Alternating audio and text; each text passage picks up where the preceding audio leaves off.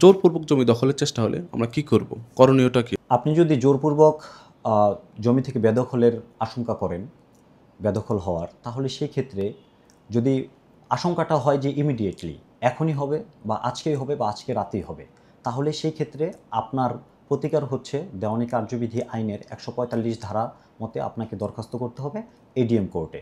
ADM কোর্টে আবেদন করবেন যে আপনি আশঙ্কা করছেন যে এইখানে একটি আপনাকে জমি থেকে দখলচ্যুত করা হবে এবং জোরপূর্বক আহ, দখল অপরপক্ষ দখল গ্রহণ করবে এবং এইখানে একটি শান্তি শৃঙ্খলা ভঙ্গের একটি আশঙ্কা রয়েছে। এই মর্মে যখন আপনি একটি দরখাস্ত করবেন, তখন এডিএম কোর্ট আপনার দরখাস্ত শোনার পরে সেই ক্ষেত্রে এসিল্যান্ড অফিসে একটি তদন্ত পাঠাবে সাধারণত, এবং থানাকে একটি নির্দেশনা দিবেন যেন সেখানে শান্তি শৃঙ্খলা বজায় রাখে সেই মর্মে, এবং অপরপক্ষকে আপনার যারা প্রতিপক্ষ থাকবে তাদেরকে দিবেন, নোটিশ দিবেন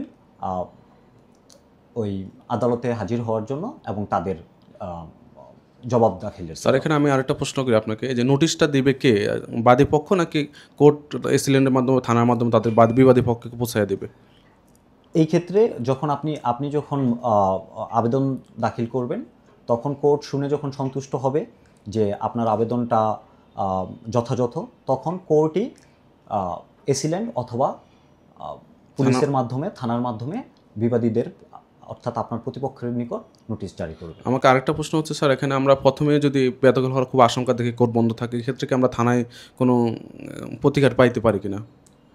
থানায় আপনি অভিযোগ করতে পারেন, কিন্তু থানা হচ্ছে প্রাথমিকভাবে আপনি যদি কেউ এখন দখল করার চেষ্টা করে, তো সেই ক্ষেত্রে এখন রাত, সেই ক্ষেত্রে আপনি সাথে সাথে পুলিশকে অবহিত করবেন। কিন্তু একটি বিষয় হচ্ছে যে দখল উদ্ধারের বিষয়ে পুলিশের কোনো ক্ষমতা নেই। এটা আইনানুগভাবে পুলিশকে ওইভাবে দখল সংক্রান্ত, জমি সংক্রান্ত গুলিকে ডিল করার ক্ষেত্রে বারিত করা হয়েছে।